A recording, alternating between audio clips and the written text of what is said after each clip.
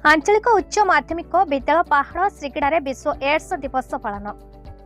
बरगड़ जिला अताबिरा ब्लॉक अंतर्गत पहाड़ श्रीगड़ा विश्व एड्स दिवस पालन अध्यक्ष श्रीजुक्त रामकृष्ण साहू तत्वावधान सचेतनता शिविर अनुष्ठित होता।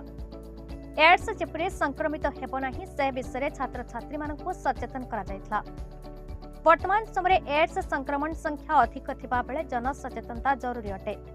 महत्व उद्देश्य नहीं पहाड़ श्रीगड़ा आंचलिक उच्च माध्यमिक विद्यालय युव रेडक्रॉस ऑफिसर तथा शिक्षा विभाग अध्यापक जगदीश देवता एड्स लक्षण कारण संक्रमण मार्ग चिकित्सा तथा निवारण विषय छात्र छात्री मानक सचेतन करते। उक्त कार्यक्रम में महाविद्यालय अध्यापक देवेंद्र भोई, सीताराम अग्रवाल, आत्रुष प्रधान, अश्विनी प्रधान एवं समस्त अध्यापक अध्यापिका कर्मचारी छात्र छात्री माने अंशग्रहण करते। बरगड़ जिलूर टिकेलाल त्रिपाठी रिपोर्ट, भारत न्यूज।